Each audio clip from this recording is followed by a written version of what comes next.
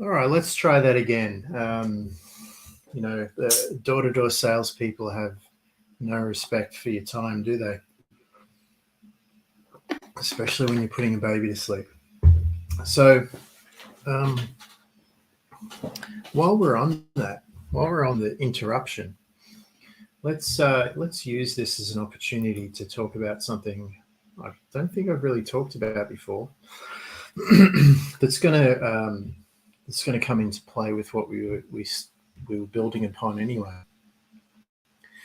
And so, a lot of these states that we get into to make these changes, these long-lasting changes, um, they take place in different brainwave frequencies. Now, I've talked about this, ad nauseum before.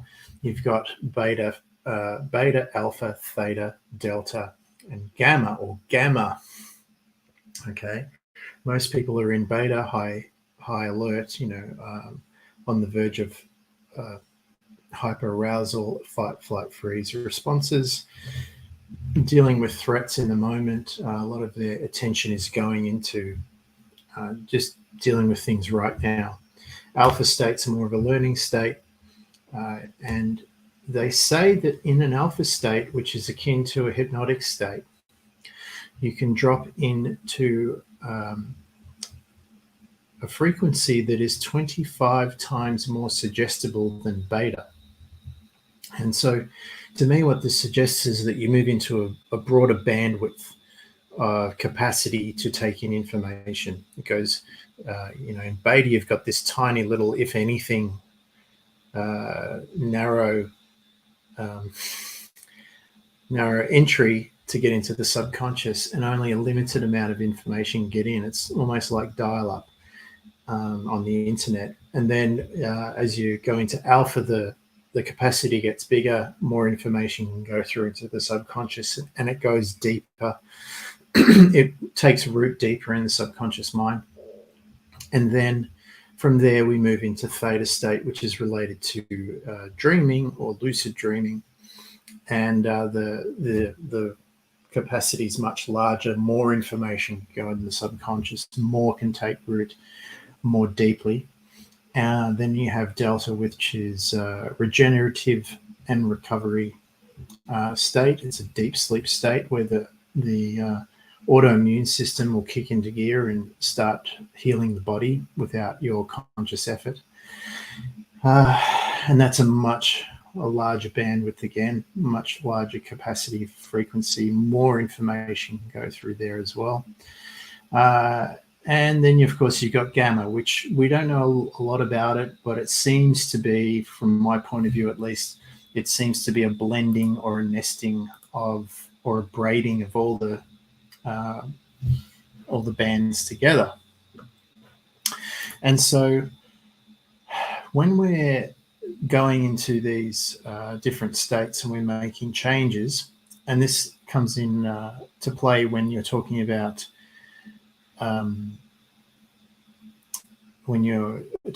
positive thinking. If you're not going deep enough below the subconscious thoughts that may inherently be in the opposite direction, negative, then all the positive thinking you're going to do is just going to bounce off the core belief, which is underneath. And that core belief could have been something that you adopted or assumed when you were young, or someone installed into you through a hypnotic state without your awareness, for example. And so when we go into these deeper states of consciousness, it's akin to deeper states of hypnosis, right? At least in my mind. And when you go into these states, for example, an alpha state, you become 25 times more suggestible, they say. And there's an interruption. The old school of thought, way back before Milton Erickson, was that when you went back in, you had to start all over again, and you had to, go down the stages of relaxation and deeper, 10 down to 1 all over again. And you'd need to be basically reactivating all these states. But what they've found is that when you go back in faster and you go back in deeper if you pick up where you left off. And it's a process they call fractionation. And some people who use this technique, hypnotherapists or hypnotists, stage hypnotists, even back in the day, they, especially Milton Erickson, would use these interruptions to go deeper and deeper into states. So, for example, he'd be with a client, they'd be going down into the cool down, going down into deeper states of consciousness, and then the secretary would knock on the door and come in with an urgent phone call, or he'd set it up so she would interrupt the process, and he would, instead of going, oh, great, now we have to start all over again, pull the client out of state and then start all over again, he'd just say something like, and as you hear the door open and someone coming to the room, you're going to take that as a cue to go deeper into relaxation and sink deeper into the chair. And so each time you get interrupted or there's something coming into your field that is, typically not meant to be there, like a baby that should be asleep, we can use these cues instead of causes for us to break state, to go deeper into them. And so when I talked last week about the Submariner Namor, having an impenetrable superhuman skin, he could withstand bullets and things like that, and how that came about, at least in the stories, is that apart from being a mutant and having mutated genes, and we also talked about epigenetics and being able to change your genes or mutate them through thought, emotion, and experiences. The cause, at least what I could see from the stories, is that because he spent so much time underwater in the pressures of the ocean, his body was forced to adapt over time, going deeper into these depths of the ocean. And that would cause him to become more and more resilient to the pressures, the depths of the ocean.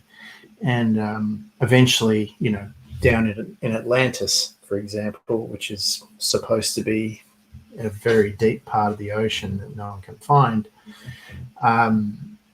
it's almost like the pressure down there, surviving the pressure down there far exceeds anything up on the surface level. And so it's a bit of a metaphor for these states, right? If you can stay conscious and remain calm and relaxed and comfortable, and in some cases enjoy the states down at these depths, then when you come back up to the higher frequencies, when I say higher, I mean less in capacity, all the way up to beta and high beta, you're probably going to have a much larger capacity to deal with the problems of those frequencies than most people do. And seemingly from their point of view being, undeterred and impenetrable, and invincible compared to the problems that a lot of people deal with. You'll be able to take it on the chin within your stride and it won't be such a big deal. It's like that line in Fight Club, after a month at Fight Club or something, the volume on all your life's problems gets turned way down and you can pretty much deal with anything. And that's because you've increased your capacity to deal with stress. And just for more on that, with when we're talking about in the superhero folklore, we talk about, you see a lot of posts in this group on the Batman, and the Batman, I think what his appeal is to most people is that he's actually a human being. Yes, got amazing resources, being the heir of Wayne Enterprises. But the real superpower that Batman possesses, and probably why he gets respect from all the other uh, members of the Justice League, is his capacity to deal with large amounts of pain. His threshold for pain is superhuman, right? Most people would tap out, they would bow out, they would quit, they would give up, and here the Batman just keeps going and going.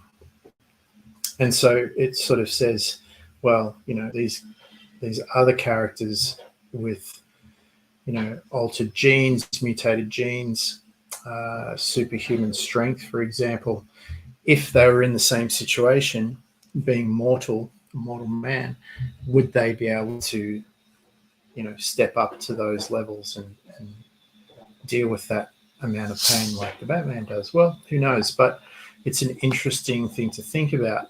And so while you're not, when you're going into these deeper states, the idea is that they become more blissful and more relaxing and more enjoyable. But in a lot of cases, for most people who have, gone through the ringer and have had some kind of trauma, what happens is when you start to go beyond the rooted belief systems, which are perhaps limiting or negative, as people would say, unuseful. Let's not say that they're good or bad. They're just unuseful in comparison to what you're trying to achieve. Then what happens is when you go beyond the frequency of when they were supplanted in the subconscious and you go beyond those, is that they become dislodged, uprooted. The energy becomes liberated and wants to shake itself out of your body and disperse itself into the field around you, right? And if you know that that's what you're in for, then you can relax into that. You can take chunks out of that energy, piece by piece. You can chip away at it until it's all cleared. But what people do who aren't trained, for example, or aren't aware of what's going on here, is that they get into these altered states, they go deeper, they start to come up against these limiting beliefs, these unuseful thought patterns or emotions, these frozen time conglomerates that are stuck in the body from the past, still hanging on and dragging themselves into the present and future. And they go, this isn't any fun, this doesn't feel good, something must be wrong, and they eject out, right? So what we want to do is build up a tolerance to be able to go through these barriers. Also mentioned a long time ago, there was an old movie called The Right Stuff, which was about breaking the sound barrier. And, the stories about the X1 all the way up to the X15, I think it was. And then, the space program, and about one test pilot's journey about breaking through the sound barrier. And the vehicle began to shake very violently right up to that threshold, to the point where it became, really dangerous. And he had the choice of, taking a risk and perhaps losing his life, who he thought himself to be, or backing it off, hopefully slowing the vehicle down fast enough that it didn't break up and, cost him his life anyway. And after a few of these and sort of getting frustrated, he ends up pushing the throttle down and just going for it anyway, regardless, breaking through the sound barrier. And once he got on the other side, there was this very peaceful, almost silent, the violence of the vehicle shaking stopped. The wind resistance changed pitch, it took on a whole different frequency. And then he was through through that barrier and able to go in even faster, easier. And so, part of what we're doing here is building up a tolerance to dealing with all the unuseful stuff, the limitations, and going beyond them. And having said that, once you go through, speaking of tolerance, you're going to be even less tolerant of putting up with those old limiting beliefs and ideas. It's a bit like if we use the example of the submariner, before, and maybe not the submariner, but the abilities of the submariner, like before the ability of having impenetrable, invincible skin, you might have put up with all sorts of stuff and tolerated other people, behaving badly around you or treating you badly or whatever. And once you develop that resilience, then, when it comes up again, you're like, I don't have to do this anymore. Like, it doesn't make sense to put up with this. Why am I putting up with this? I shouldn't have to put up with this. I don't have to put up with this. I'm not going to put up with this. And you can continue forward and go beyond yourself.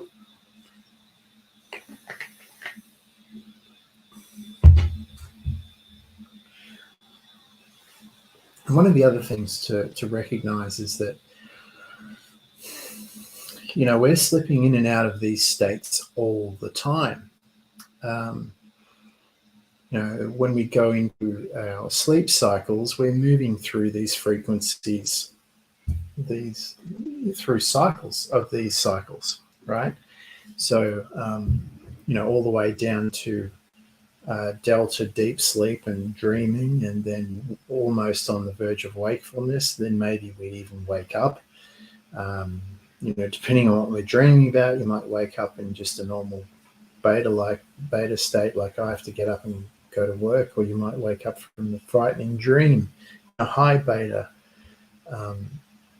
fight, flight, freeze response, and then realize it's just dream, calm down, and go back in for the next cycle. And I think from memory, there's at least 3, probably 4 or more sleep cycles, depending on who you are and how often you go through these patterns.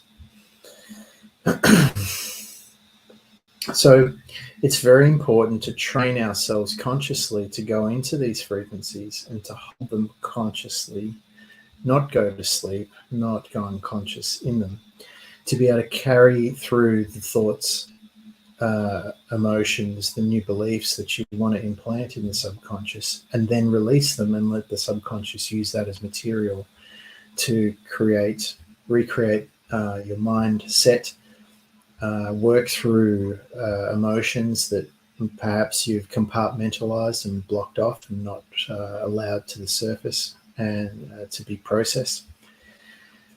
And then it can move in through your body and out into the field around you, and it can start to affect and change your reality. And the deeper you go, the better the root system of this new belief, and the stronger it will develop over time. And we want to get it to a point where, we practice it so often that perhaps when, the media out there or the mainstream social consciousness out there puts pressure on you, like the pressure in the ocean at certain depths, to conform or to go back all the way up to the surface, to tuck tail and run, you can override that. You can choose to be in a different state and act in a different way, especially in a way that's different from how you used to in the past. And that's a really useful skill, because if you can start to act in a way that is different from how you used to, then it's almost guaranteed that if you keep that practice up over time, especially if it's in incremental improvements better on the old mindset, then over time, through time, you're going to end up in a whole new reality, and you're going to feel totally different about yourself, your environment, the people in it, and your future.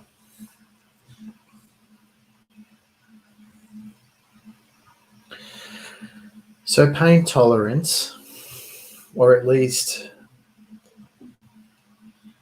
not into the fear response, the conditioned fear response, is incredibly useful and powerful.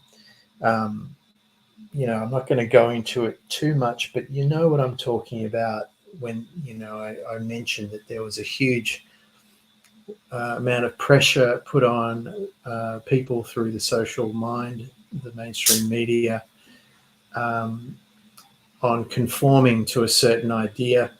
And even when people resisted it to certain depths,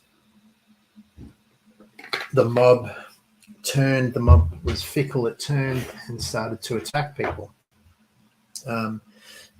Even though there wasn't much sense to it all. And a lot of people succumbed to fear and bent and broke, and that's understandable. And other people maintained and held their own, their space, and they've moved beyond. And now we're seeing that they're being vindicated. And those people that were part of the social mind pressure are now having to deal with their role in it all, how they feel about all that. So if you weren't one of those people that succumbed, then now the future unrolling is you're in a whole different band going forward. You're in a whole different timeline going forward than if you were to have buckled under the pressure. And if you did buckle, I'm not saying this to shame or anybody, I'm not saying that, because it was heavy, right? It's still heavy. There's still a lot of heavy pressure out there. There's still a lot of it out there, right? I don't know if anyone remembers that, but there was a massive amount of pressure, and if you were tuned into the social mind, it was very difficult to unhook yourself from. But now that it's all coming to the surface to be cleared and processed, now we have choice. Now we can go, well, now that I know better, I'm going to do better, and I don't need to deal with, that anymore. Actually, in fact, I'm not going to put up with it anymore. Right? I have new boundaries. I have new tolerances to pressure. And when you go through into these deeper bandwidths where there's more capacity, you're going to start to see things that other people don't see. And it's not because they're not actually seeing them, it's because they're choosing not to pay attention to them, or through their focus, awareness, their belief systems, they're not able to see them. They don't have any reference for them. And so this in itself can be seen as a bit of a superpower, or at least a psychic ability, as the term I learned when I was growing up. If you're a bit special, if you're a bit different, if you're outside the bell curve in the supernatural deviations, and it's only 0, 1, 2, 3 either side, and you're supernatural. Anything outside that you consider supernatural. Then you'll start to experience the world, at varying degrees and capacity outside other people's vision. And so this is another thing I wanted to bring up. I've been trying to get to this topic for such a long time.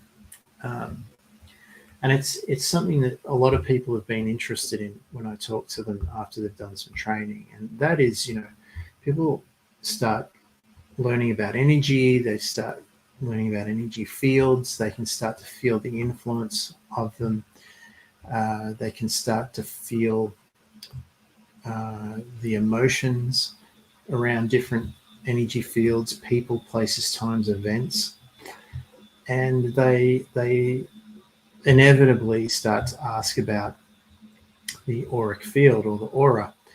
And as soon as you get into that, you find out very quickly that some people can see them, other people can't. And the question is, well, why can some people see them? Why can others not? And if you can see them, why can I see them? Why can't others? And if you can't see them, why can others see them? And why can't I? And with a little bit of research into the optic system, the eyes, the nerve, and the brain, the visual cortex in the back of the brain, it's not, and I think we even learned this in high school, it's not long before you realize that there are rods and cones inside the eye that reflect and catch light and make sense of the information, or organize the information, send it down the optic nerve into the visual cortex in the back of the brain, and based on the filters, beliefs, values, mindset, attitudes you have, paradigm, how you see your reality, will determine how the brain organizes that information and what it filters out and what it lets through. And so just like a camera here, the camera sees the whole spectrum of light, or the visible spectrum of light, let's say, at least. I'm not a cinematographer, but anyone can understand that the camera picks up everything it can, and then based on the software that's used, we'll determine what we see and what we don't. And like in any social media influencer or user can see, if you run a few filters through, all sorts of things can change the image. When I remember when I was younger, getting exposed to different exposures and seeing the film Predator, and I remember asking as a kid, because I wasn't old enough to see it, the older guys in my neighborhood saw it. I said, "What's it like?" And they're like, "Oh, it's like an alien, and this thing can see it can see differently to humans." I'm like, "What? It can see differently? Like, what does that even mean?"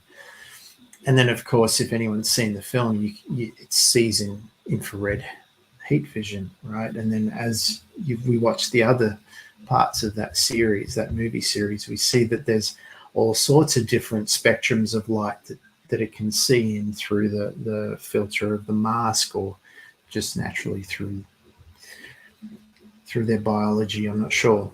I didn't really study the alien in Predator that much.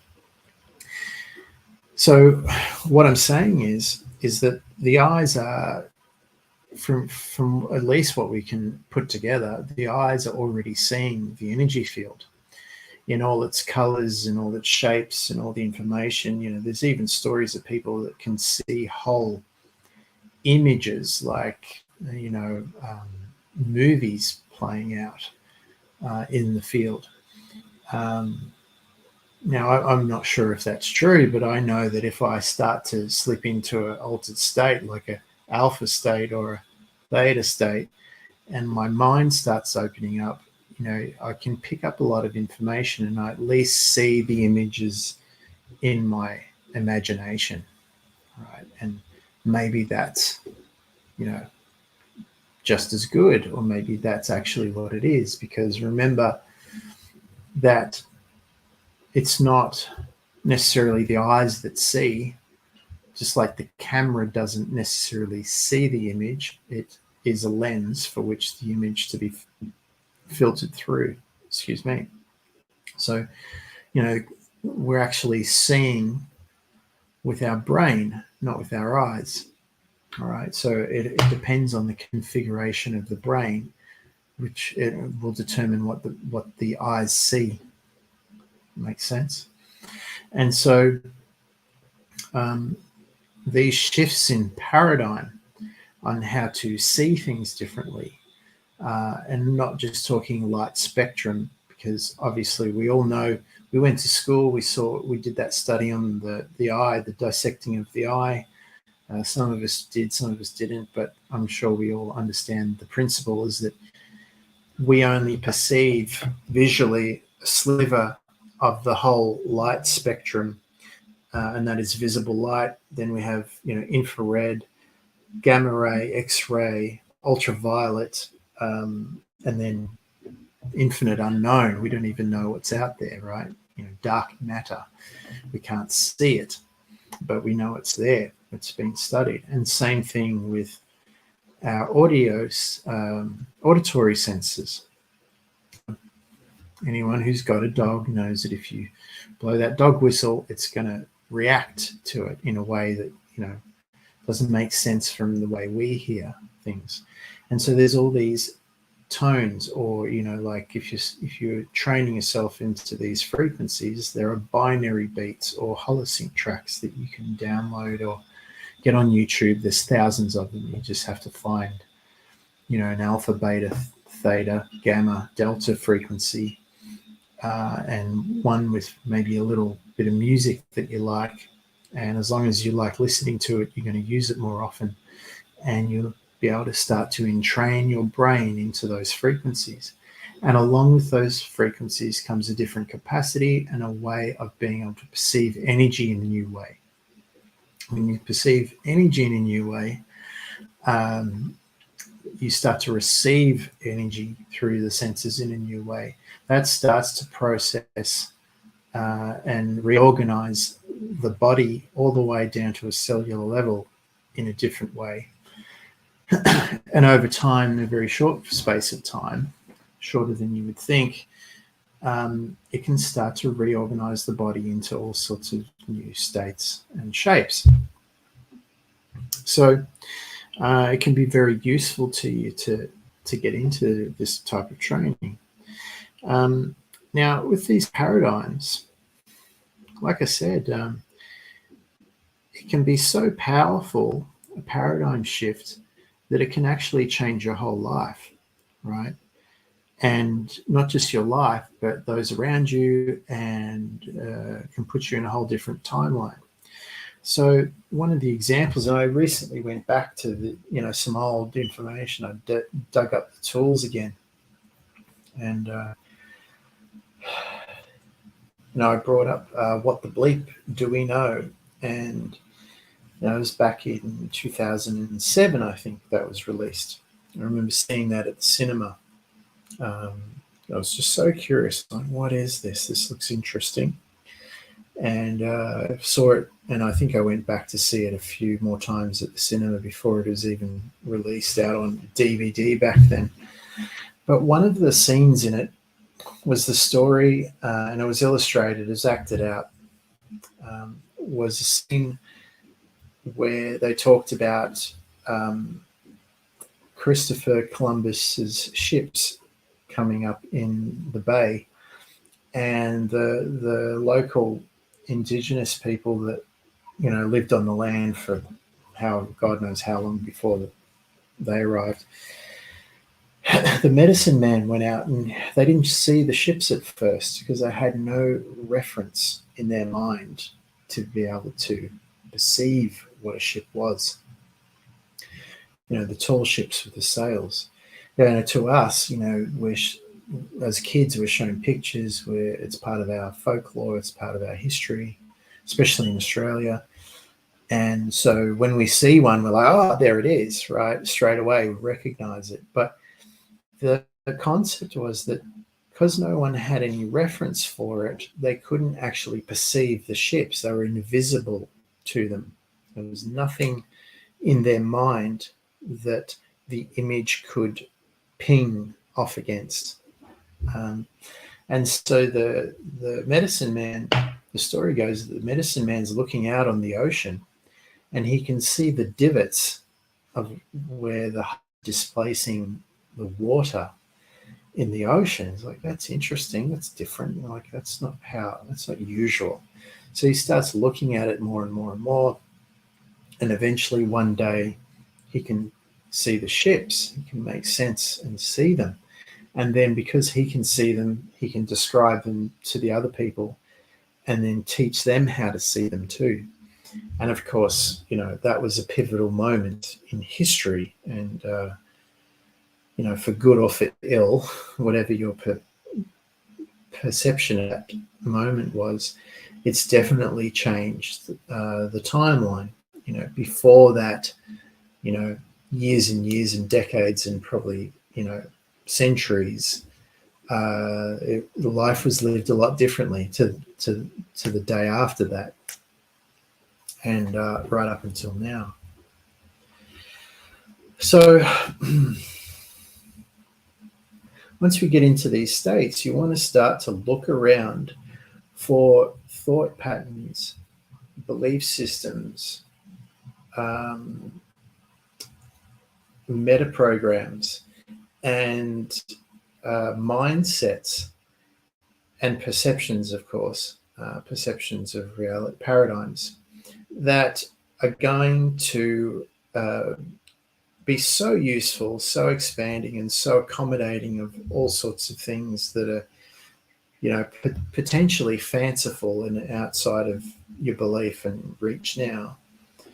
Where if you could put them into your subconscious deep enough, and they could take root, and they could grow and strengthen, and they could shake up all the limited, useless, unuseful, and perhaps harmful ideas out of your system and process them away, that it could lead you into a whole new future, one where, and the other thing they mentioned in What the Bleep Do We Know was talking about proteins and peptides, and how certain thoughts and emotions and actions done over and over again will train a cell to either receive new peptides or reject them. And for those of you that haven't seen it, the way I understood it was, say you've got this cell, which is like,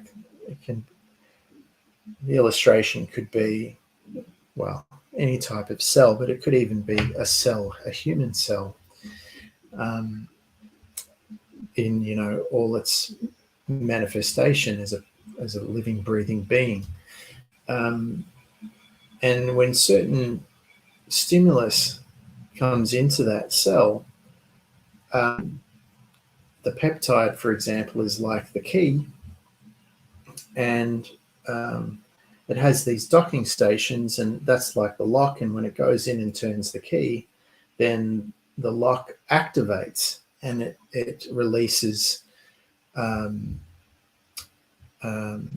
releases hormones and chemicals, and has this chain reaction, and actually changes the cell. Now, they were talking about it from a perspective at first of someone who has an addiction, and eventually the cells stop, or needing more and more of the key to unlock the same chemicals, but then it also, because of its preference, will shut down other sites to be able to unlock other things.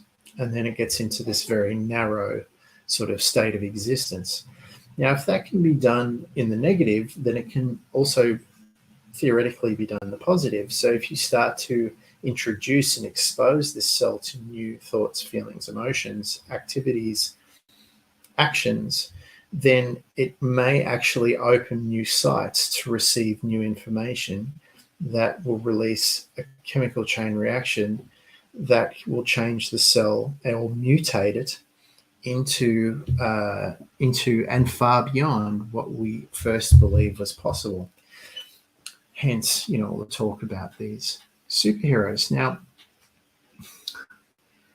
from a standing start, it might be a little naive to go, wow, it's just a comic book, it's just a movie, and fair enough. But one thing I really enjoyed about the comic books and the movies growing up, as a kid, adolescent, even in adult life now, is that And here's another thing, what do they talk about? The term giving notice, right? It's another term for another topic that maybe we'll do in the future. But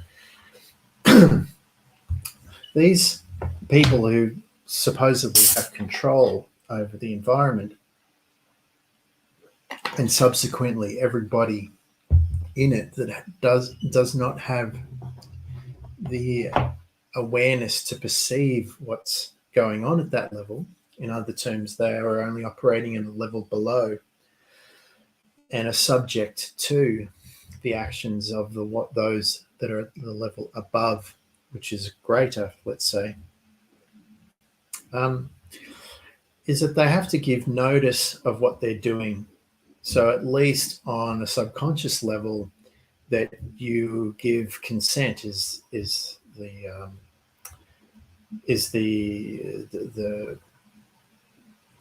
gist of this other thing, which is all about the court system and the banking system.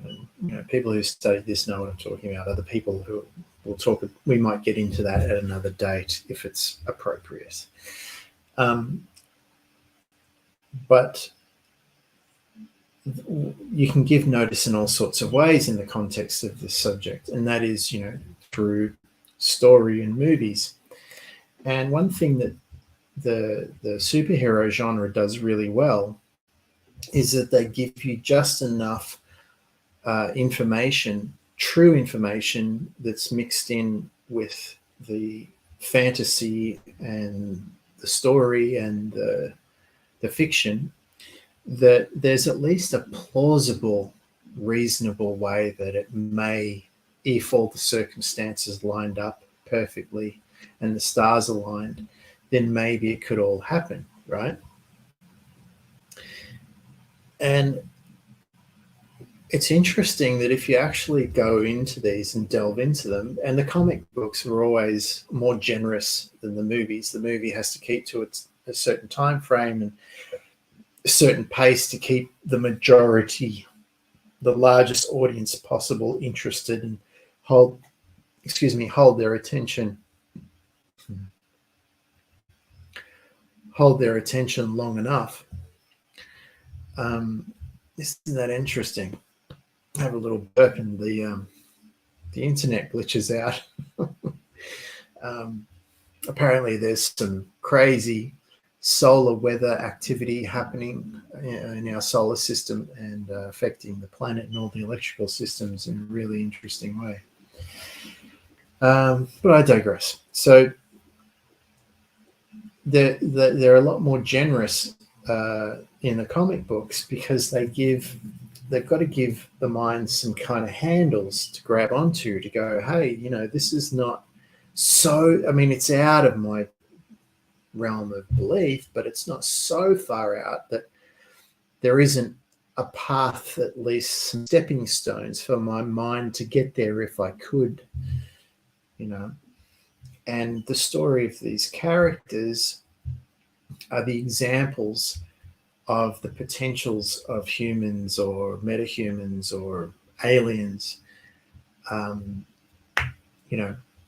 offshoots of life in some other realm or dimension that have somehow been able to traverse these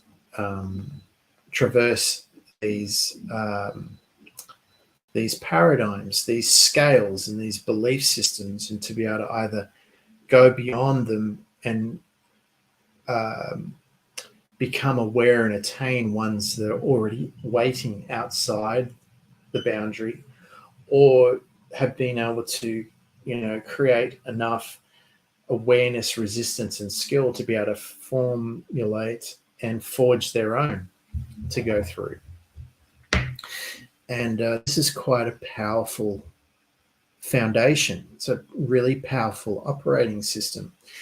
And, although, we're talking about it in the context of the superhero genre, people are like, well, that's just a story and yada, yada, yada.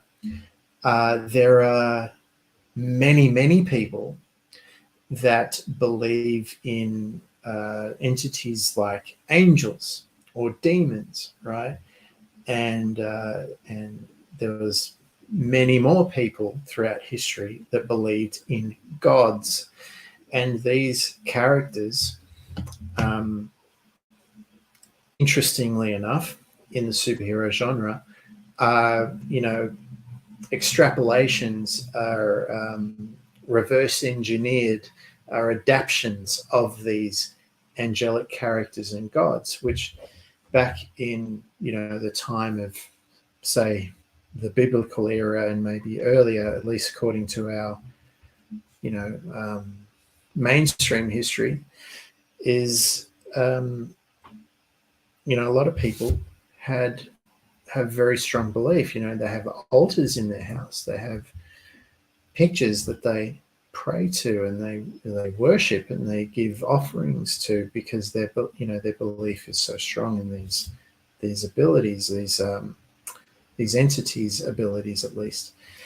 And that leads to the idea that perhaps, if we couple that with the simulation theory, just for a minute, and suspend our disbelief, is that these very well could be programs that are almost like consciousnesses that have arisen out of the collective soup of the social mind, or the social consciousness, the unconscious mind. And it stands to reason that if that energy is floating around in and around us out there, for example, and it's had so much energy added to it over time, through time, by people's beliefs, their thoughts and emotions going towards it, their prayers for help, their prayers of gratitude for good things that have happened, that it's possible that maybe we can tune into those, and maybe we can utilize them, or borrow them, or leverage them. And so that allows you to see things in a whole new way, because that's probably a paradigm that most people haven't maybe really considered. Generally speaking, I know, every athlete that's ever achieved anything outstanding has had some kind of mentor, idol, energy that they've tapped into, that came before them, and apparently was there and had a lot of weight added to it. So one of the examples off the top of my head, very practical examples, Mike Tyson would study all the greats throughout history, the warriors, and he said his favorite was Achilles. We all know Achilles, the character, that was played by Brad Pitt in the movie Troy, which is probably the most modern adaptation of that. But Achilles goes way back to ancient Greece, and so there's a lot of weight to that story. Alexander the Great, another one, maybe not as old, but affected what, two-thirds of the world, or something like that. His reign of conquering went on for. Another one,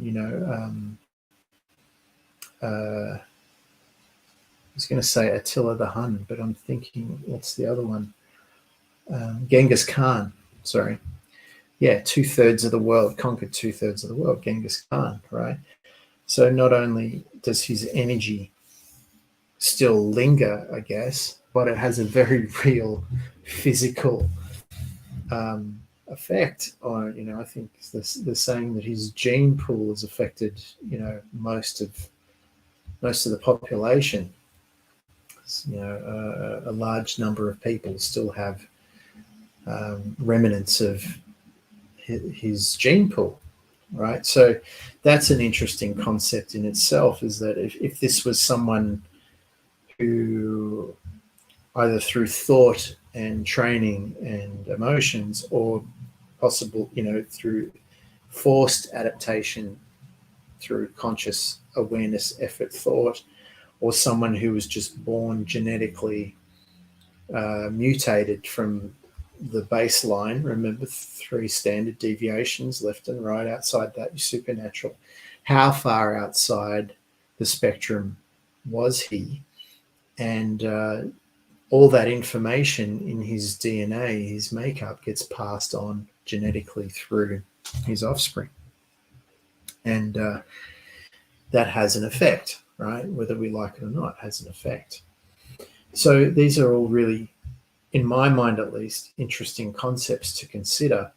And, we haven't really even started to apply any of this stuff yet. We're still creating the map. We're still showing, what's available. Because if you're going to be changing your mind, your energy, your reality to something better, rather than just grab the first thing that comes along, which I see so many people do. They get to a point in their life where they go, I can't stand being like this anymore. I made up my mind I'm going to change. And then the first thing that comes by that's different, they just latch on, and that becomes their new mode. And for maybe another year or 10 years or the rest of their life. And my advice, if anybody's listening, if anybody wants it, you don't have to take it. But if you did, is to see what's out there first. It's like, okay, I've come this far. I may not be where I want to be. I know I want to change things. I'm not really sure exactly what. I know what I don't want. That's easy. But when I really think about what I do want, it's always limited by the mind personality of who I was in the past. And until I can see what's available to me, not just in terms of options and things I can have or do, but who I can be. Because who I can be is going to be the governing factor. It's going to be the hardest, the least flexible thing. It's going to be the filter that paints everything of what you can do and have, right?